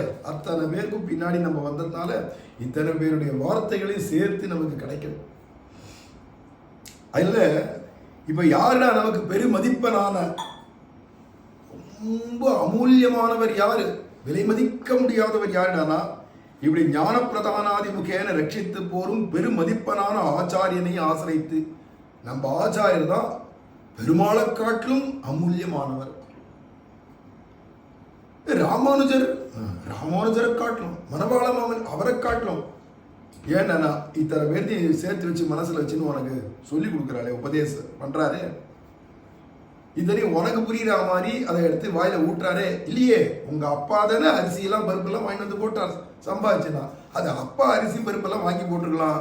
அதை சோறாக ஆக்கி அது பருப்பை வேக வச்சு நெய்யும் விட்டு உப்பையும் போட்டு நல்லா பிசைஞ்சு வழுமூன பிசைஞ்சு இந்த குழந்தைக்கு வாயில ஊட்டி முழுங்கு அப்படின்னு அதை அப்பப்போ அழாத படிக்கும், அது பராக்கு பார்க்காத படிக்கும், விளையாடாத படிக்கும். அதுக்கு சாப்பிட்றது குறியா இருக்கணுமேன்னு அம்மா எப்படி வாயில ஊட்டுறாளோ அது மாதிரி நம்ம அம்மாவை போல இருக்கிறதுனால நம்ம ஆச்சாரியன் தான் பெருமதிப்பனானவன். அதான் குழந்தைக்கு எந்த குழந்தைக்கும் அவ அம்மா தான் முக்கியம். ஆனால் பெருமதிப்பனான ஆச்சாரியனை ஆசிரித்து அஜ்ஞானாவகமான சம்சாரத்திலே ஆனந்தத்தை உடையவராய். இது அஜ்ஞானத்துல போட்டு நம்மளை அழுத்தக்கூடிய இருள் தருமா ஞானம். இருள்லாம் இங்க அஜ்ஞானம். அஜ்ஞானத்துல நம்மளை மூழ்கடிக்கக்கூடிய இந்த சம்சாரத்திலேயே ஆனந்தத்தை உடையராய் நீங்கள் வாழும்போல் என்று தலைகட்டி அருளுகிறார். இந்த ஆனந்தம் வைகுண்டத்துல போய் அனுபவிக்கணும். ஆனா அந்த ஆனந்தத்தை நீ இங்கேயே சம்சாரத்திலே அனுபவிடா. நீ ராஜா குட்டி, ராஜகுல சம்பந்தம் உனக்கு கிடைச்சாச்சு. அதனால நீ ராஜா குட்டி இங்கேயே நீ வாழ், ஆனந்தத்தோட வாழ் சம்சாரத்தையே. அத்ரைவ ஸ்ரீரங்கே சுகமாஸ்வ தான் பிரமாணம். பெருமாள் சொன்னது, நம்பெருமாள் சொன்ன வார்த்தை ராமானுஜர்கிட்ட, இந்த அரங்கத்து இனிதி இரு அப்படின்னு ராமானுஜரை பார்த்து சொன்னார் பெருமாள். இந்த ஸ்ரீரங்கத்திலேயே இரு, ஆனா சுகமாஸ்வ இனிது இரு. அப்ப இனிதுன்றது வைகுண்டத்துல கிடைக்க வேண்டிய இனிமை இங்கேயே உனக்கு கிடைச்சிடும், அந்த ஆனந்தம் அப்படிங்கிற வார்த்தையை தான் இங்க சொல்லி முடிக்கிறார். வாழ்கைக்கு அடி சொல்லுகிறது அப்படிங்கிறார். இங்கே இருந்து வாழ்னா வாழ்கைக்கு அடி. இப்படிப்பட்ட ஒரு ஆச்சாரியர் கிடைக்கணும், அவருடைய கைங்கரியமே லட்சியமா இருக்கணும். அவன் என்ன சொன்னாலும் செய்ய வேண்டியதான். படுகொழில வீடானா வாழ வேண்டியதான். இதை போய் இந்த சிம்மாசனத்தில் உட்கார வேண்டியதான். செய்யலாம் செய்யணும், செய்யாதுன்னா செய்யக்கூடாது அப்படிங்கிறதுனால அவர் என்ன அபிப்பிராயப்படுறாரோ அதை அப்படியே செஞ்சுட்டே போனா போதும். ஏன்னா உனக்கு முதல்ல கடைசியில எல்லாம் இந்த சேஷியா இருக்கிறவர், எஜமானனா இருக்கிறவர், பிராப்பிய வஸ்துவா இருக்கிறவர் ஆச்சாரியர் தான், அவருடைய கைங்கரியம் தான். அப்படின்றதுனால இப்படி ஒரு அவதாரிகையில சங்கிரகப்படுத்தி கொடுத்தார் பாருங்க பிள்ளை லோகம் ஜீயர். ரொம்ப அற்புதம் இந்த அவதாரிகை. அதுக்கு அடுத்தது பூர்வாச்சாரியர்கள் போதம் அனுஷ்டானங்கள் கூறுவார் வார்த்தைகளை கொண்டு என்று, அதாவது தத்துவ யாதாத்மிய வித்தமரான ஸ்ரீமன் நாதமுனிகள் தொடக்கமான இவ்வருவுள்ள பூர்வாச்சாரியர்களுடைய நிர்மலமாயிருப்பதான யாதாத்மிய ஞானம் என்ன, ததனுரூபமான மறுபற்ற அவர்கள் அனுஷ்டானங்கள் என்ன, இவற்றை ஆச்சாரிய பிராப்திக்கு ஏதுவாக இதம் சொல்லும் அவர்களுடைய வார்த்தைகளை கொண்டு. இதுல பூர்வாச்சாரியர்கள் போதம் அனுஷ்டானங்கள் இது சாட்சாத் உன்னுடைய ஆச்சாரியட்டேன்னு முதல்ல கிடைக்கும்னு சொல்ல முடியாது. உனக்கு ஆச்சாரியனா பகவான் யாரை வரிச்சிருக்காரோ அந்த ஆச்சாரியன்கிட்ட போய் அவர்கிட்ட தான் இத்தனையும் கேட்டு அதுக்கப்புறமா தான் நீ அவர்கிட்ட சமாஷனம் பண்றாய் அப்படின்னு அமையாது எல்லாருக்கும். பின்ன என்னடனா எங்கெங்கயோ யார் யார்கிட்டயோ பலவேறு ஆச்சாரியர்கள் அல்லது பலவேறு உபன்யாசகர்கள் இந்த ஸ்ரீ வைஷ்ணவ சம்பிரதாயத்தில் அவள்லாம் சொல்லக்கூடியதான உபன்யாசங்கள் அப்படின்னோ காலட்சேபங்கள்னோ அதெல்லாம் போய் உட்காண்டு உட்காண்டு உட்காண்டு கேட்டு கேட்டு அதையே ஓர்த்து, அதாவது அதையே மனனம் பண்ணி அதிலேயே இதுவா அதுவா அப்படிங்கிறதெல்லாம் தெளிஞ்சு அதுக்கப்புறமா ஒரு ஆச்சாரியன்ட்ட சமாஷணம் பண்ணிக்கணுன்ற புத்தி அப்புறமா வரும். அதுக்கப்புறமா என்னடான்னா, யார் ஆச்சாரியன் நமக்குன்னா பெருமாளே காட்டி கொடுத்துருவார், இவர் தான் உனக்கு ஆச்சாரியன். ஏன்னா எந்த பொண்ணுக்கு எந்த கணவன் அப்படிங்கிறது விதிபூர்வகமாக அமையிறதோ அது மாதிரி எம்பெருமானுடைய திருவுள்ள பூர்வமாக நமக்குன்னு ஒரு ஆச்சாரியரை வச்சிருப்பார் பகவான். அந்த ஆச்சாரியரை பார்த்தோன்னே நம்மளை அறியாத சமாஷணம் பண்ணிக்கணும்னு தோணிடும். அப்போ ஆச்சாரியனை போய் ஆசிரியக்கிறதுக்கு முன்னாடி பல பேர்கிட்ட நீ கேட்க வேண்டியதாக இருக்கு. அதுக்கு தான் பகுபிய ஸ்ரோதவியம் பகுதா ஸ்ரோதவியம், பல பேர்கிட்ட பல விஷயங்களை கேட்கணும்னு சாஸ்திரம் சொல்லுது. அது எப்படின்னா ஆச்சாரிய சமாஷணத்துக்கு முன்னாடி. அப்புறம் ஆச்சாரியனை அடைஞ்சாச்சுன்னா அந்த ஆச்சாரியன் சொல்றதுதான் நமக்கு இனிமேல் வேத வாக்கு. அந்த ஆச்சாரியன் சொல்லக்கூடியவராக இருக்கணும். அதான் ஞானம் அனுஷ்டானம் வாக்விதாம்பரராக இருக்கணும் அப்படின்னு இருக்கு. அப்படி இருக்கிறதுனால அப்பேற்பட்ட வாக்கு சாதுரியமும் இருக்கணும், நமக்கு புரியுற மாதிரி நம்ம விஷயங்களை சொல்றவராக இருக்கணும் அப்படின்றது ரொம்ப முக்கியம். அதனால இங்க சொல்றார், ஸ்ரீமன் நாதமுனிகள் தொடக்கமான யாதாத்ம ஞானம் தத்துவ யாதாத்ம வேதினே அப்படின்னு தான் நாங்கள் சொல்றார். அப்ப தத்துவ யாதாத்ம வேதினே நாதாய முனையே அகாத பகவத் பக்தி சிந்தவேன்றது போல நாதமுனிகள் தத்துவ யாதாத்ம ஞானம் உடையவர். தத்துவம் ஹிதம் புருஷார்த்தங்கள் இருக்கு இல்லையா, இதெல்லாம் பலமுறை முன்னாடியே சொல்லிட்டோம். அவன் தத்துவ ஹித புருஷார்த்தங்களான சாரதமமான சாஸ்திர விஷயங்களுடைய உண்மையான ஆழ் கருத்துக்களை ஆழ்பொருள்கள் எல்லாம் தெரிஞ்சவர், அதுல தலைவர், தெரிஞ்சவாழிய தலைவர் ஸ்ரீமன் நாதமுனிகள் அப்படின்றார். அப்படி வித்தவரான ஸ்ரீமன் நாதமுனிகள் தொடக்கமான இவர் உள்ள பூர்வாச்சாரியர்களுடைய நாதமுனிகள்லேருந்து தொடங்கி பின்னாடி அவருக்கு இல்லை, அதுக்கு முன்னாடி நம்மாழ்வார் முன்னாடி விஸ்வக்சேனர் பிராட்டி பெருமாள் அப்படி போயிடும். அவருக்குன்னா இவருக்குன்னா நாதமுனிகள் பின்னாடி வந்த உயர் கொண்டார் மணக்கால் நம்பி ஆள வந்தார். அல்ல இவருக்கு உள்ள பூர்வாச்சாரியர்களுடைய நம்ம பூர்வ நாதமுனிகள் முதலாம் நம் தேசிகரை அல்லால் அப்படிங்கிறதால் நம் தேசிகர்னா நம்ம ஆச்சாரியர். அவர் நாதமுனிகள் தொடக்கமான பூர்வாச்சாரியருடைய நிர்மலமாயிருப்பதான யாதாத்ம ஞானம் என்ன? இப்போ பூர்வாச்சாரியருடைய நிர்மலமான ஞானம் மயர்வர மதிநலம் இவாள் தான். சில பேர் வைகுண்டத்திலிருந்தே வந்தவா, அவளுக்கு சுவாபாவிகமாகவே அந்த ஞானம் இருக்கும், கேட்டுதான் வரணும்னு கூட இல்லை அவளுக்கெல்லாம். சில பேர் நடனா அவ அவதார புருஷாலா இருக்க மாட்டா, இருந்தாலும் அப்படிப்பட்ட ஞானானுஷ்டானங்கள் பூர்த்தியா இருக்கிற அவதார புருஷால்கிட்ட கேட்டவா அவள்கிட்ட கேட்டவா அவள்கிட்ட கேட்டவா அவள்கிட்ட கேட்டவான்றதுனால அப்படியே பரம்பரையில வருது, சத்புருஷர்கள்ட்டேருந்து நேர வருது பரம்பரையில. அப்படிங்கிறதுனால இங்க ஒன்றும் துயக்கு மயக்கு இல்லாத தள்ளு தெளிவா இவ்வளவு சொல்றவாளா இருப்பா. அப்படிங்கிறதுனால இன்னைக்கு வந்த உன்னுடைய ஆச்சாரியர்கிட்ட தது அனுரூபமான மறுவற்ற மறு மாதிரி நடுவுல கிளம்புறது, உடம்புல மறு கிளம்புறது மாதிரி நடுநூல பயிரில் வந்து நடுநூல களை கிளம்புறது மாதிரி இல்லாத அனுஷ்டானத்துல ஒன்றும் குறைவில்லாத இதுதான் பூர்வாச்சாரியர்கள் செஞ்சா அனுஷ்டிச்சா இதுதான் நம்ம செய்யணும் அப்படின்னு மறுவற்ற அவர்கள் அனுஷ்டானங்கள் என்ன? அப்ப ஞானமும் நிர்மலமான ஞானம், அனுஷ்டானமும் நிர்மலமான அனுஷ்டானம். ஏன்னா சாஸ்திரத்துல இருக்கிறதுல கூட மலாதிகள் உண்டோ என்னமோ, ஆனா பூர்வாச்சாரியர்கள் அனுஷ்டிச்சு போனது எல்லாமே நிர்மலமான அனுஷ்டானங்கள், நிர்மலமான ஞானம். இவற்றை ஆச்சாரிய பிராப்திக்கு ஏதுவாக இதம் சொல்லும் அவருடைய வார்த்தைகளை கொண்டு இப்படி எல்லா பெரியவாளும் இப்போ சம்பிரதாயத்தில் வந்த பெரியவாட்டெல்லாம் காலட்சேபம் கேட்டு கேட்டு மனனம் பண்ணி பண்ணி கடைசியில் தான் நீர் தேடி அப்புறமா தான் நீ தேர்ற ஒரு ஆச்சாரியன்ட்டே வந்து சமாஷனம் பண்ணிக்கிற. இனி என்னடா நான் எங்கள் ஆச்சாரியர் அதோடு நிறுத்துக்கோ. நீர் தேர்றது அப்படிங்கிறது சாஸ்திர ஞானம் போலே புத்தேச்சலன காரணமாயிராதே சித்த நைர்மல்யத்தை பண்ணுவதாய் சுகரமாய் இருப்பதான வார்த்தைகளை கொண்டு அப்படின்னு விட்டார். சாஸ்திரம் என்ன பண்ணும், நீ படிக்க படிக்க படிக்க சந்தேகங்களை கிளப்பி விட்டுட்டே இருக்கும். சம்சயாத்மா வினசதி புத்திர் மோகே சீவமே. இவன் சாஸ்திரத்தை அப்படியே சொல்லிட்டு போனான் கீதையில கண்ணன். அவன் சொல்லிட்டான், எனக்கு புத்தி மோகிக்கும்படியா இருக்கே, சஞ்சலமா இருக்கே என் மனசு, என்னால என்ன பண்றது, எது தேர்றதுக்கே வழி இல்லையே, எதை எடுத்துக்கணும் எதை விடணும்னு தெரியல, நீ பேட்டுக்கு சொல்லிட்டே போற. கர்மயோகம் ஞான யோகம் கர்ம சன்னியாச யோகம்னு ஆரம்பிச்சு நீ பாட்டுக்கு என்னென்னமோ சொல்லிட்டு போற. ஒன்னும் என் புத்தியில ஏறல. கடைசியில முடிச்சது என்னடா, நீ சொல்ற பேச்ச நான் கேட்கிறேன், நீ என்ன சொல்ற பிளைண்டா அப்படியே குட்டாம்பூக்கில் அப்படியே செஞ்சுட்டு போற. ஏன்னா நான் ஒன்ன நம்புறேன்றதுக்கு அர்த்தம் என்னடா, நீ பரபிரம்மன்றத ஆச்சாரியன் ரெண்டுத்தையும் நம்புறேன். எதனாலன்னா நீ சொல்ற வாக்கியத்தினால இல்ல, ஏன்னா வேதஸ்த சர்வைகி அகமே வேத்தியான்னு நீ மார்பதட்டின்றதுனால நான் அவனை நம்பல. ஏற்கனவே அசிதர், தேவலர், நாரதர், மார்க்கண்டேயர் போன்ற பல பேர் பிராமணிகர்கள், அவள்லாம் சிஷ்டாச்சார சம்பன்னர்கள், யாதாத்மிய ஞானம் உடையவர்கள், அவ அத்தனை பேரும் சொல்லி நீயும் இப்ப சொல்றதால ஸ்வயம் செய்வ பிரவேஷிமே அப்படிங்கிறதுனால நீயும் சொல்றாய், அவளும் சொல்லியிருக்கா. எனக்கு அவா சொன்னதான் முக்கிய வச்சனம். எங்க தாத்தா பீஷ்மாச்சாரியர் சொல்றார், அந்த தாத்தாவா இன்னொருத்தர் இருக்கிற வியாசர் சொல்றார், எங்களுக்கு அதான் பிரமாணம். மார்க்கண்டேயர் சொல்றார், இவாள்லாம் பரம பிராமணிகளா, சாஸ்திர யாதாத்மிய ஞானம் உடையவர்கள், அவள்லாம் சொல்லியிருக்கா. அதனால நீ இப்ப சொல்றத நான் நம்புறேன். அதனால நான் உன்னை நம்புறேன். கரிஷியே வச்சனம் தவ, நீ சொல்ற பேச்ச நான் கேட்கிறேன் அப்படின்னு முடிக்கிறார் இல்லையா. ஏண்டானா சாஸ்திரம்னு நீ போச்சவே குழப்பம்னு அர்த்தம். பிரபந்தம்னு போயிட்டேன்னா, திவ்ய பிரபந்தம்னு போயிட்டேன்னா தெள்ள தெளிவு. நீ குழப்பத்தை போய் மாட்டிக்காத, தெள்ள தெளிவுக்கு வா அப்படின்னு அங்கங்க அவா சொல்றதெல்லாம் கேட்டு நீர் தேதி இதுதான் விஷயம் அப்படின்னு புரிஞ்சுட்டு, சாஸ்திர ஞானம் போலே புத்தே சலன காரணமாகிறாதே. சாஸ்திர ஞானம் புத்தியை சலனம் பண்ணும். பெண்டுலம் மாதிரி கடிகாரத்தை இப்படி ஆடின்னு இருக்குமே, பெண்டுலம்னு பேர் இருக்கு.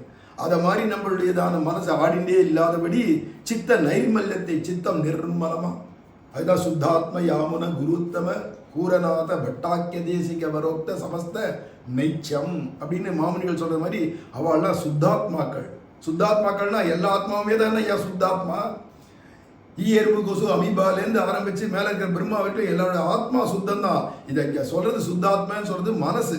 நெஞ்சு வெள்ளையாம், அப்பழுக்கற்றதான மனசு, நன்னெஞ்சே அப்படின்னு ஆகணும் இல்லையா.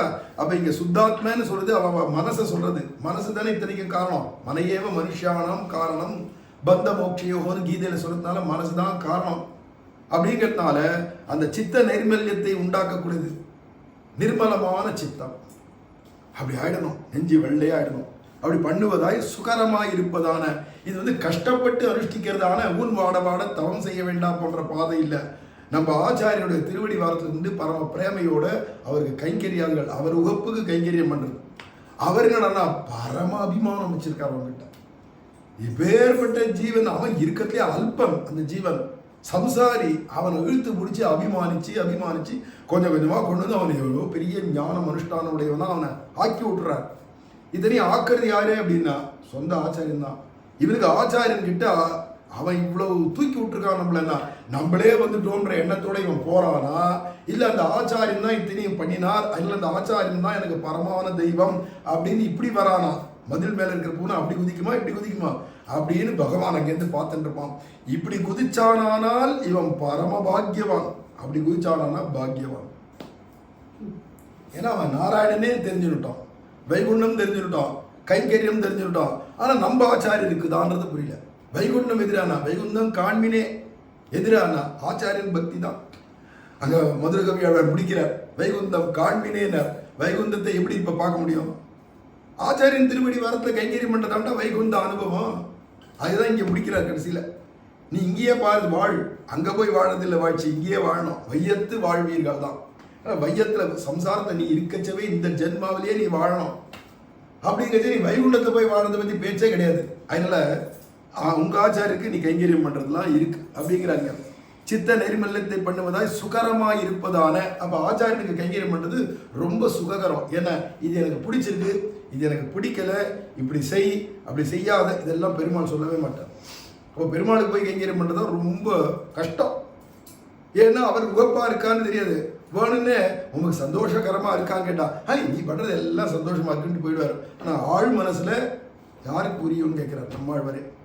கள்ளமாய மனக்கருத்தே ஆரறிவார்னு கேட்டுவிட்டார். யார் உன்னுடைய கள்ளத்தனமா மனசுக்குள்ள என்ன நீ யதார்த்தமா வச்சிருக்கோ அது யாருக்கு புரியும்? யாருக்கும் புரியாது இல்லையா? ஆனா ஆச்சாரியர் அப்படி இல்லை, எல்லாமே ஓப்பன் தான், வெட்ட வெளிச்சமா சொல்லுவார். இப்படி பண்ணா பிடிச்சிருக்கு, இப்படி பண்ணாதே, இது தப்பு, இதுக்கு பிரமாணம் 1000 சொல்லி தரார். அப்போ ஆச்சாரியர் பண்றது சுகரமா இருக்கு. ஏன்னா சொன்னது அப்படியே கேட்கணும், அதுதான் முடிஞ்சு போச்சு. கஷ்டப்படணும், நீயா புரிஞ்சுட்டு வா அப்படிங்கிற கஷ்டங்கள் இல்லாத பாதை இல்லை, கஷ்டமே இல்லாத சுககரமான பாதை. எல்லாம் சுகரமாக இருப்பதான வார்த்தைகளை கொண்டு, அதாவது கொடியை கொம்பிலே துவக்கும் போது சொல்லிக்கால் வேண்டுமா போலே. முதல்ல ஒரு விதையிலேருந்து வெளியில வருது ஒரு கொடி. அது மாதிரி 4 தொழில் விட்டு இப்படி வளைஞ்சி வர ஆரம்பிக்கிறதுனுச்சு.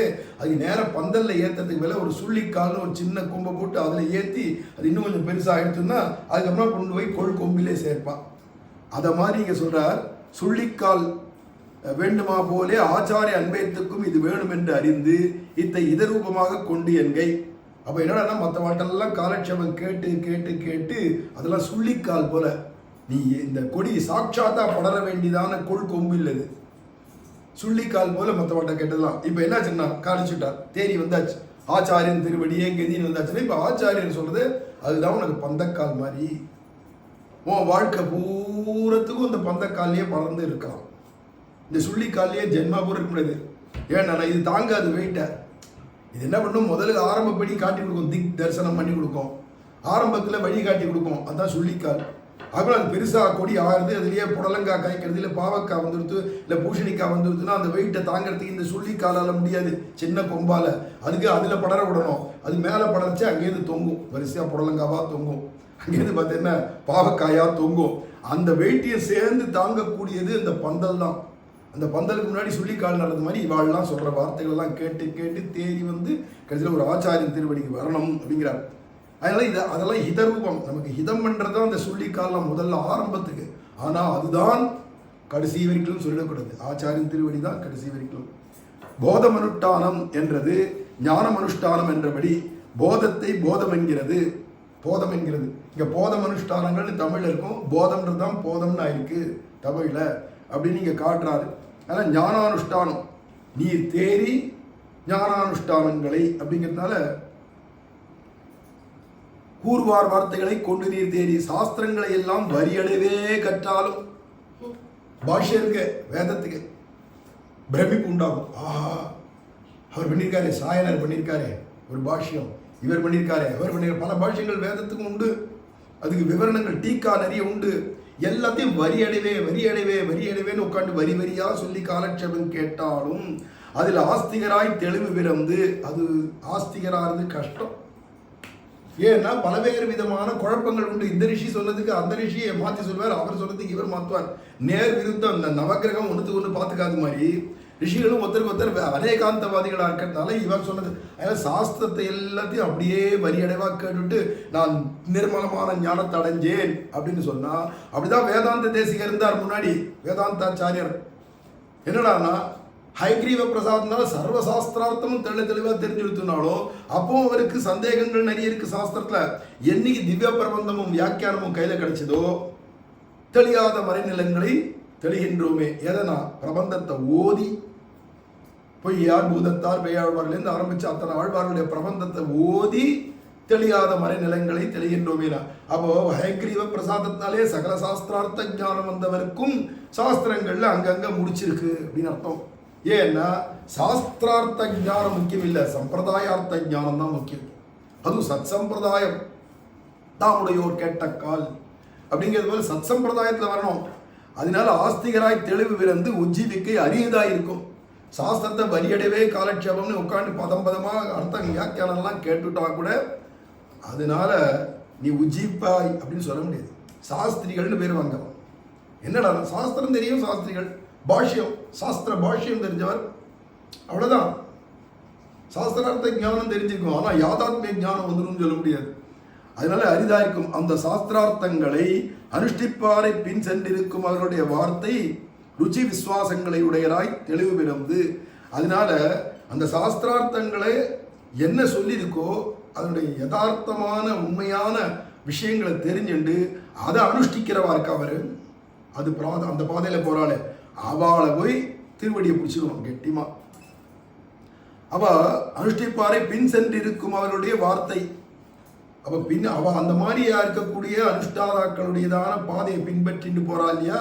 இவாளுடைய வார்த்தையில ருச்சியும் இருக்கணும், விசுவாசமும் இருக்கணும் இல்லை இருக்கும். ஏன்னா இது சுகரமா இருக்கே, ரொம்ப சிம்பிளா இருக்குப்பா ஸ்ரீவைஷ்ணவ சம்பிரதாயம். அப்புறம் என்னத்துக்கு ஒருத்தன் போய் அங்கே இங்கே அந்த சம்பிரதாயம் இந்த சம்பிரதாயம் அங்கே சொல்லலாம் இங்கே சொல்லலாம், ஒன்றும் வேண்டாம். நம்ம ஆச்சாரிகள் என்ன அனுஷ்டிச்சா அதை சொல்லிட்டு ஒருத்தர் போறார், அந்த பாதையில் ஒருத்தர் போறார், பிடிச்சிக்கோ.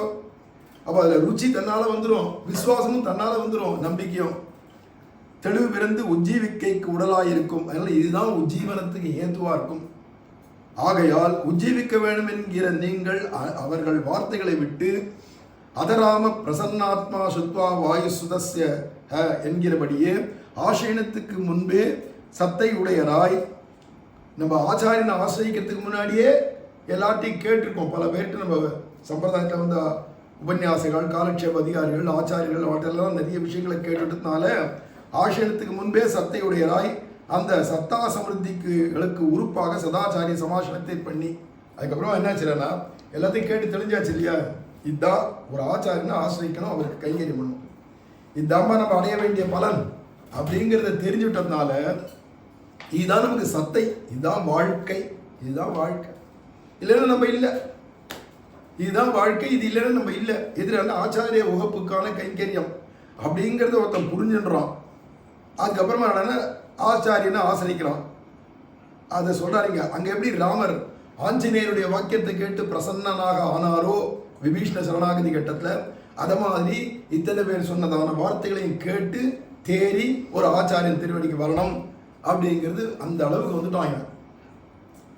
ஆசீனத்துக்கு முன்பே சத்தை உடையராய் அந்த சத்தா சமிருத்திகளுக்கு உறுப்பாக சதாச்சாரிய சமாசனத்தை பண்ணி தது ஆசீன பலத்தையும் இங்கே அனுபவியுங்கோள். அந்த ஆச்சாரியனை ஆசிரியச்சத்துக்கு பலன் வைகுண்டத்தில் போய் அனுபவிக்கணும். லோகாந்தர தேகாந்தரங்களை பரிகரிச்சுட்டு போகணுன்ற அவசியம் இல்லை. வைகுண்டமாகிய லோகத்துக்கு போய் அங்கேத்த சரீரத்தை எடுத்துட்டாதான் இந்த சரீரத்தோட இந்த உலகத்தையே இந்த பிறவியிலேயே அதெல்லாம் கிடையாதுப்பா. இந்த உலகத்துல இந்த பிறவியில இந்த சரீரத்தோடையே நீ பலனை அனுபவிக்கலாம். அதுதான் இங்க நீர் தேரி அப்படிங்கிறது. கலங்கின நீர் தெளியுமா போலே, கலங்கி போன நீர் தன்னால எப்படி தெளியுமோ அத மாதிரி மந்திராகிரியமான அவர்கள் வார்த்தையாகிற தேற்றாம்பிரையாலே தேற்றப்பட்ட தெளிவையுடையராய். எப்பேற்பட்டதான ஜலமும் கலங்கி இருந்ததுன்னா தேத்தாங்கொட்டைன்னு இருக்கு, அந்த விரைய போட்டாச்சுன்னா அது எப்படி தெளியுமோ அப்படிங்கிற வியாக்கியானத்தை சொல்லிட்டு போறார். அது மாதிரி தெளிவை உடையராய் அந்த தெளிவுக்கு அனுகுணமான ஆச்சாரிய சமாசனத்தை பண்ணி இத்தனை பேர்ட்ட நீ பகுபிய சோதவியம்னு சொன்னதுக்கு ஏற்ற மாதிரி பல பேர்ட்ட நீ காலட்சேபங்கள்லாம் கேட்டு தேறி வந்துட்டு அதுக்கு பலனான ஆச்சாரிய சமாசனத்தை பண்ணி அத்தால் வரக்கடவ பலத்தையும் பிரத்யட்சமாக புஜியுங்கோள். பிரத்யக்ஷாவகமும் தர்மம் சுசுகம், அதான் சுகரம்னு பேரு. அது எதிரான ஆச்சாரியனுடையதான அனுவர்த்தனம், ஆச்சாரிய கைங்கரியம் அப்படின்னு இருக்கு இல்லையா, அதுதான் புஜிக்கிறது, அதை அனுபவிச்சுட்டு இருக்கும். கைங்கரியம் தான் பிரத்யட்சமா நமக்கு கிடைக்கிறது அனுபவம். யாருக்குன்னா ஆச்சாரியனுக்கு. நீங்கள் அவர்கள் போதத்தாலே தேறி அனுஷ்டானத்தாலே தேசிகனை சேருங்கோள். தமேவ குரு மாப்னியாது என்னமா போலே. இப்படி எல்லாம் வந்தவன் தான் தேறி உத்தமமான ஒரு ஆச்சாரியன் திருவடிக்கு வர முடியும். அதுலயும் என்னன்னா இப்ப பல ஆச்சாரியர்கிட்ட நீ உபன்யாசம் கேட்டிருக்கலாம், பல உபன்யாசங்கள்கிட்ட உபன்யாசம் கேட்டுக்கலாம், காலட்சேபங்கள்லாம் கேட்டுக்கலாம். ஆனாலும் இதுக்கு அடுத்து என்னது, நம்ம ஆச்சாரியனை போய் அடையணும்னு வச்சு யார் நமக்கு ஆச்சாரியர் அப்படின்னா இது நம்மளே நிர்ணயம் பண்றதை காட்டும். நித்திய நம்ம கோவில் ஆழ்வார ஆத்துல இருக்கிற பெருமாட்டியோ பக்கத்துல இருக்கிற திவ்யதேச பெருமாட்டியோ போய் அழணும். உனக்கு சமமா இல்லை உனக்கு மேற்பட்டவரான உத்தமோத்தமான ஒரு ஆச்சாரியன், அப்படி ஒரு ஆச்சாரியன் கிடைக்கணுமே கிடைக்கணுமே கிடைக்கணுமேன்னு அழணும். அழுதா பகவான் காட்டி கொடுப்பார், இவர் தாண்டா உனக்கு ஆச்சாரியன் அப்படின்னு. அதனால தமேவ குரு மாப்னியாது என்னமா போலே. ஆகையால் அவர்கள் அத்தியந்த பரதந்திரிய ஞானத்தையும் அதடியாக ஆச்சாரிய அனுவர்த்தனாதிகளையும் பண்ணி போந்தவர்கள் அனுஷ்டானங்களையும் கேட்டால் மனப்பிரசாதம் உண்டாய் அதடியாக ஆச்சாரிய சமாசனத்தையும் பண்ணி தெள்ள தெளிவான விஷயங்களை அவா சொல்லித்தரதெல்லாம் கேட்டுட்டு ஒரு அதை வச்சுண்டு ஒரு ஆச்சாரியனை அடையிறது பண்ணி தத் பிராப்தி பலத்தை லபிக்கலாமா இருக்குமே இவைகளுக்கு. அதனால நம்ம ஒவ்வொருத்தரும் அப்படி ஒரு ஆச்சாரியரை அடையிறதுக்கு இத்தனை வேட்டிய விஷயத்தை தெரிஞ்சுண்டு இதுக்கப்புறமா பகவானுடைய கிருபையினால பகவான் காட்டி கொடுக்கிற ஒரு ஆச்சாரியனை ஆசிரியக்கிறோம். இனி இப்படி ஆப்த வச்சனாபி அபிஞராய் கொண்டு ஆச்சாரிய சமாசனம் பண்ணும் அவர்கள் பெரும் பேட்டை சொல்கிறது. இப்படி ஒரு ஆச்சாரியனை அடைஞ்சவா என்ன பலனை அனுபவிப்பா அப்படிங்கிறத அடுத்தது சொல்றார். தெருள் திருமா தேசிகனை சேர்ந்து இருள் திருமா ஞானத்தை நீர் இன்பமுற்று வாழும் அப்படின்னு அன்மையப்படுத்தி கடைசி 2 வாக்கியத்தை சொல்றார். அதாவது ஞானாதி பரிபூர்ணனாகையாலே ஞான பிரதானாதிகளை பண்ணி ரட்சிக்கும் மகோபகாரகனான ஆச்சாரியனை ஆசிரித்து நமக்கு பரிபூர்ணமான ஞானத்தை உபதேச கிரமத்தினாலையும் தன்னுடைய அனுஷ்டான கிரமத்தினாலையும் காட்டி கொடுக்கிற ஆச்சாரியன் மகோபகாரி. அதெல்லாம் முதல்ல சொன்ன பெருமாள் உபகாரி, நம்ம ஆச்சாரியர் மகோபகாரி. அதனால இங்க இந்த பதம் போடுற பதம் எப்படி வந்து விழுது, மகோபகாரகனான ஆச்சாரியனை ஆசிரித்து. இப்ப ஆச்சாரியனை ஆசிரியச்சவன் அப்புறமா என்னன்னா பெருமாள் கையில் வச்சிருக்காரு. செங்கோலுக்கு எல்லாம் பயப்பட வேண்டிய அவசியம் இல்லை. செங்கோலுடைய திருவரங்க செல்வனார்னா அவர் செங்கோல் போட்டு மண்டையில் ஒரு கோல் போட்டார்னா என்ன பண்றது, தண்டிச்சுட்டா என்ன பண்றது, தண்டிப்பரோ என்ன பண்ணுவாரோ, கிடைக்குமோ கிடைக்காதோ வைகுண்டம் அப்படிங்கிறதுலாம் ஆச்சாரியன் கிட்ட ஒழுங்கா யதாபத்து ஆசிரிக்காதவனுடைய நிலை. ஆச்சாரியன் அப்பேற்பட்டவர் கிடைச்சு விட்டாரு, ஆசிரியச்சவனுக்கு பெருமாளுடைய தண்டத்தை வச்சு அவர் என்ன பண்ண முடியும்? என்னன்னா பெருமாள் தலை இப்படி அடிச்சுப்பார். ஏன்னா இந்த ஆச்சாரிய அளவுக்கு நமக்கு யோகியதை இல்லையேன்னு அவர் அடிச்சுப்பார். எனக்கு போர்லையே, நான் பெருமாள்னா இருக்கேன், பகவான் இருக்கேன், பிரம்மம்னு இருக்கேன், பரபிரம்மம்னு இருக்கேன், ஆச்சாரியஸ்தானம் எனக்கு கிடைக்கலையே அப்படின்னு அவரே வேணா அடிச்சுக்கலாம். அந்த தண்டத்தை வச்சு என்ன பண்ணுவோம் இல்லையா, அலங்காரமா கையில் வச்சுக்கலாம் தண்டத்தை. அதை தவிர்த்து அந்த தண்டத்துக்கு என்ன பிரயோஜனம்? அதனால பயப்பட வேண்டிய அவசியம் இந்த சிஷ்யனுக்கு கிடையாது. மற்றவ உலகத்தார் வேணா பயந்துட்டு இருக்கட்டும். இப்படிப்பட்ட ஆச்சாரியன் கிடைச்சி, இந்த ஆச்சாரியன் தான் எனக்கு சேஷின்னு தெரிஞ்சு, அதுவும் பரமான சேஷின்னு தெரிஞ்சு, கடைசியான சரமசேஷி இவர் தான் தெரிஞ்சு, இவருக்கு மேல எனக்கு யாருமே எஜமானன் கிடையாது, இவர் தான் அப்படின்னு என்ன முதலாளியும் தெரிஞ்சு கொடுத்தனா, அப்புறம் ஏன் நீ கவலைப்பட போற? இல்லை பகவானை கண்டும் பயம் இல்லை, பகவானுடைய கையில் இருக்கிற தடியை கண்டும் பயப்பட வேண்டாம். அதனால மகோபகாரகனான அந்த ஆச்சாரியன் ஆசைத்து, அதனால என்ன சொன்னா, ராஜகுல மகாத்மியத்தாலே அஜ்ஞானாவகமும் ஆய் இல்லை கண்டீர் இன்பம் என்னும்படி சுகலேசரகிதமான சம்சாரத்திலே, இந்த சம்சாரத்துல இங்க ஏது சுகம், இதை வந்து இல்லை கண்டீர் இன்பம், இங்க ஒரு இன்பமும் கிடையாது அப்படின்னு நம்மாழ்வாரே சொல்லிட்டு போறார். இந்த சம்சாரத்தை ஏது இன்பம்னார். ஏன்னா பெருமாள் பிடிச்சதுனால தான். மதுரை ஆழ்வார் என்ன முடிச்சார்னா, இதுதான் வைகுந்தம்னுட்டார். வைகுந்தம் காண்பினே மதுரை சொல்ற சொல் நம்புவார் பதி, அவ இருக்கிற இடமே வைகுந்தம் காண்பினே. அவர் ஏங்க இதுல இன்பம் இல்லைன்னு சொன்னா, பெருமாளை பிடிச்சவங்கலாம் இந்த சம்சாரத்துல ஏது இன்பம், வைகுண்டத்துல தான் இன்பம்வா. ஆனா சம்சாரத்திலேயே இன்பமுற்று வாழக்கூடியதான ஒரு வாழ்க்கை இருக்குப்பா, அது இதுல ஆச்சாரியனை பிடிச்சவன். ரெண்டுத்துக்கு வித்தியாசம் இருக்கு. என்னதான் இது வேணுமா அது வேணுமா, இங்க அத்திரைவா இல்ல பரத்திரவா. பரத்திரன்றது வைகுண்டம், அத்திரைவன்னா இந்த சம்சாரத்துல இங்கேயே இந்த சரீரத்தோடைய எது வேணும் அப்படின்னு நம்ம கையில கொடுத்துட்டார். அல்ல சுகலேச ரகிதமான ஒரு சுகத்தினுடைய ஒரு துளி கூட கிடையாது அப்படிங்கிற இந்த சம்சாரத்திலே, அந்த சம்சாரத்துல உனக்கு மட்டும் எப்படி கிடைக்கிறா, ராஜகுல மகாத்மியம், அப்பேற்பட்ட ராஜாதி ராஜன் சக்கரவர்த்தி சார்வபௌமன், அவனோட சம்பந்தம் நேரடியா உனக்கு கிடைச்சிருந்தா, நீ இந்த உலகத்துல எங்க போனாலும் உனக்கு வரவேற்பு தான், உனக்கு உபச்சாரம் தான், ராஜோபச்சாரம் தான். அத மாதிரி இப்பேற்பட்டதான ஆச்சாரியர் கிடைச்சிட்டாரானால், அப்புறம் ராஜகுல மகாத்மியத்தாலே அஜ்ஞானாவகமுமாய், இது அஜ்ஞானத்துல முழுக்கக்கூடிய இங்க இன்பமே இல்லை கண்டீர் இன்பம் என்னும்படி சுகலேச ரகிதமான சம்சாரத்திலே தெளிவிசும்பு திருநாடு ஆன நலமந்தம் இல்லதோர் நாட்டில் உண்டான அந்தமில் பேரின்பமாகிற நிரதிசய சுகரூபமான ஆனந்தத்தை உடையராய் நீங்கள் வாழுங்கோள் என்கை. இந்த இருள் தருமான ஞானத்துல நீங்க எப்படி வாழலாம்னா, தெளிவிசும்பு நாடு திருநாடு. தெளிவிசும்பு அப்படிங்கிறதுனால அங்க எல்லாமே தெள்ள தெளிவா இருக்கு. இங்க எல்லாம் அஜ்ஞானம், அங்க எல்லாமே ஞானம் தான். யதார்த்தமான ஞானம் அங்கதான் இருக்கும் பொதுவா. அந்த தெளிவு சிம்பு திருநாடான நலமந்தம் இல்லதோர் நாடு புகுவீர் அப்படின்னாரு. நலமந்தம் இல்லதோர் நாடு, அந்தமில்லாத நலம் ஆனந்தம், அதான் நலமந்தம் இல்லதோர் நாடு. இது வைகுண்டம், அந்தமில் பேரின்பம் அப்படின்னு இருக்கக்கூடிய நிரதிசய சுகரூபமான நிரதிசயன இத மாதிரி அதிசயம் எங்கேயுமே பார்க்க முடியாத அதிசயமான ஆனந்தம் அங்கதான் கிடைக்கும். அந்த இடத்துல கிடைக்கக்கூடிய ஆனந்தத்தை நீங்கள் வாழுங்கோள் என்கை, அந்த ஆனந்தத்தை உடையவராய் வைகுண்ட ஆனந்தத்தை இங்கேயே லபிச்சு இங்கேயே பெற்று நீங்க வாழுங்கோள் என்கை. நீர் வாழும். இந்த நீர்ன்றது யாருன்னா, இப்படி ஆச்சாரிய கிட்ட அப்படி கைங்கரியம் அபிமான பாத்திரமா, அதுவே நிஷ்டையாக கைங்கரியமே லட்சியமாக, அந்த கைங்கரியமும் எனக்கு சுகம் இல்லாத அவருடைய சந்தோஷத்துக்காக இப்படி வாழக்கூடிய வாழ்க்கை இருக்கே, அதுதான் சொல்றார் நீர் வாழும். காலட்சேபெல்லாம் கேட்டல்ல, ஆச்சாரியரை ஆசிரியிச்சிட்டல்ல, இப்படி இரு அப்படின்னு நீர் வாழும் அப்படிங்கிறார். பெரியோர் காட்பட்டக்கால் பெறாத பயன் பெருமாறே என்கிறபடியே ஆச்சாரிய கைங்கரியமாகிற பெருதற்கரிய பேற்றை பெருமாளுக்கு கைங்கரியம் லபிச்சிரும். அதுக்கே துர்லபம் சதா ஹரிதாசியம்ன்றா எல்லாரும். அந்த ஸ்ரீமன் நாராயணனுடைய கைங்கரியம் கிடைக்கிறதே ரொம்ப துர்லபம்ன்றா. இது பெறாத பேர். ஆச்சாரிய கைங்கரியம் கிடைக்கவே கிடைக்காது. பெருதற்கரிய பேற்றை அவனின் நாடு தன்னில் இருக்கும் நாள், அவன் இந்நாடு தன், இந்த நாட்டில், இந்த சம்சாரத்தில், இந்த சரீரத்தோடையே இருக்கும் நாள் செய்து. ஆச்சாரியனும் இங்கே இருக்கணும், நம்மளும் இருக்கணும். இது பெரிய பாக்கியம். உனக்கு முன்னாடி ஆச்சாரியர் போயிட்டாரனோ இல்லை ஆச்சாரியர் முன்னாடி நீ போயிட்டேனாலோ இந்த நாட்டில் இங்கே கைங்கரியம் பண்ணி நீர் வாழணும்னு சொல்ல முடியாது. அப்போ இங்கே ஆச்சாரியனும் இருக்கணும், நீ இருக்கணும். செய்து அந்த கைங்கரிய ரூப சம்பத்தை, இதுதான்டா இந்த ஆத்மாவுக்கு சம்பத்து, நிலையான சம்பத்து எதிரான ஆச்சாரிய கைங்கரியம். அந்த சம்பத்தை பெற்று அதில் ரசிகராய் வாழுங்கோள். அதை ரசிச்சு ரசிச்சு ஆகா எனக்கு கிடைச்சதே, ஆகா எனக்கு கிடைச்சதே. எப்படி இருக்கு தெரியுமா? ரசத்தை இதில் தான் இருக்கு, ரசம் இதில் தான் இருக்கு.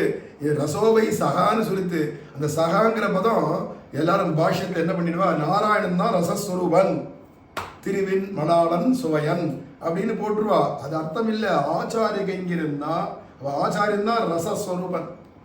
அந்த இடத்துக்கு சகாங்கிறது இங்கே ஆச்சாரியன்னு எடுத்துக்கணும். இல்லையே பெருமாளை தானே சொல்றதுன்னு வேதாந்தம் எடுத்துக்கணுமே அப்படின்னா, ஆச்சாரியன் பெருமாள் இல்லையா? என்ன பெருமாள் இவர் தான். பெருமாள் கூட சிறுமாள் தான், அந்த நாராயணன் கூட இவர் தான் பெருமாள் நமக்கு. ஏன்னா நமக்கு ஏன் பெருமாள்னு இவரை சொல்றோம்னா, இவர் தான் சாட்சாத் பரபிரம்மம், இவர் தான் நமக்கு எல்லாம் பரமசேஷி. அப்படிங்கிறதுனால இவரை தவிர்த்து வேற ஒன்றும் கிடையாது. என்னால ரசோவைசகா பரம ரசிகன் நம்ம ஆச்சாரியர் தான். அதாவது ரசிகாச்சாரியம் ஆசிரியங்கிறோமே, அப்படிப்பட்ட ரசிகாச்சாரியர் கிடைக்கணும். இந்த சம்பிரதாயத்தை வந்தவாளே அநேகமாக எல்லா ஆச்சாரியர்களுமே பரம ரசிகர்கள் தான். இந்த விஷயங்களை தெரிஞ்சின்ற அத்தனை பேரும் பரம ரசிகர்கள் தான். அப்போ அவருக்கு செய்கிற கைங்கரியம் ஒவ்வொன்றும் நமக்கு ரசிக்கும். அதாவது ரசிகராய் வாழுங்கோள், நீயும் பரம ரசிகராயிடு. அதான் நீர் வாழும் அப்படின்னா ரசிகனா வாழு.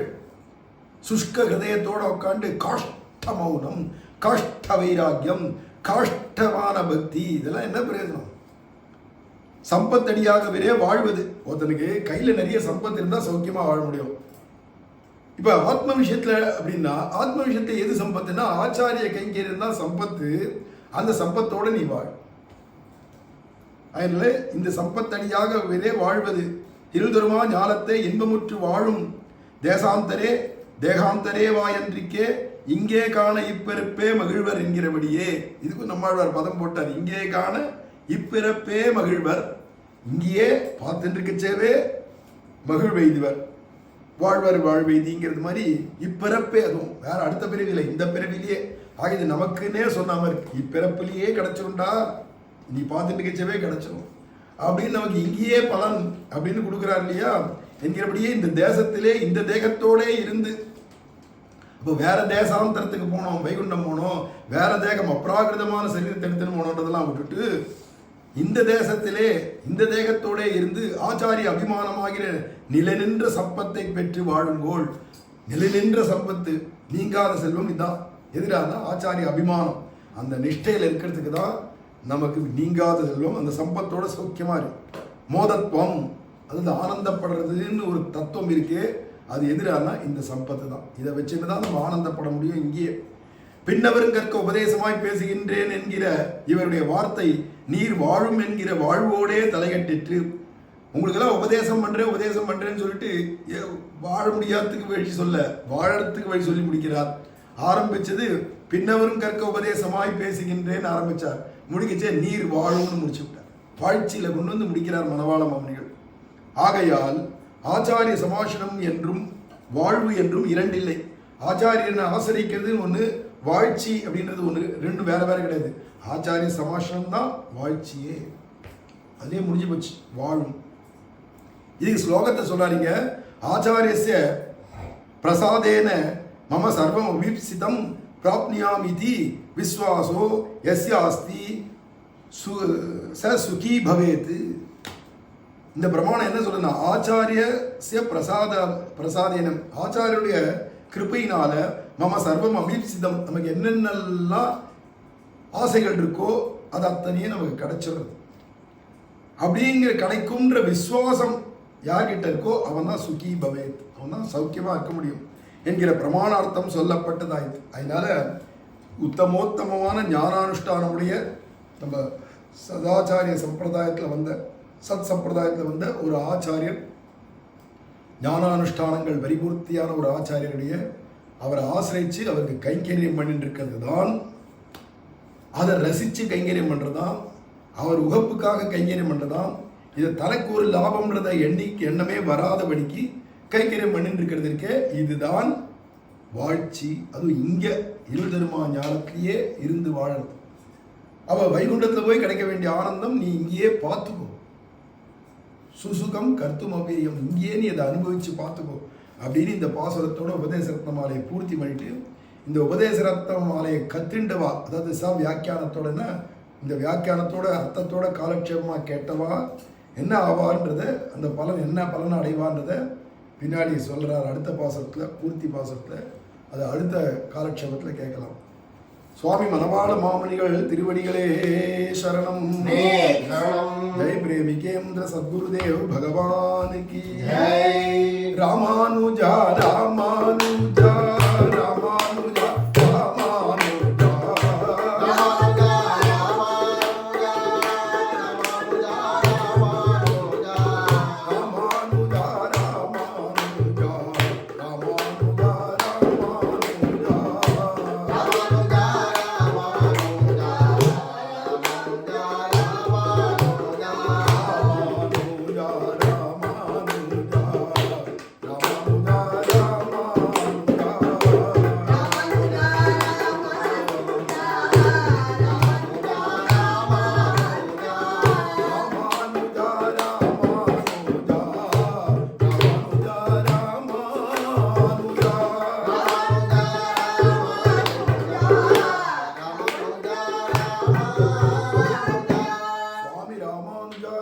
பகவான் கி சுவாமி மணவாள மாமுனிகள் திருவடிகளே சரணம்.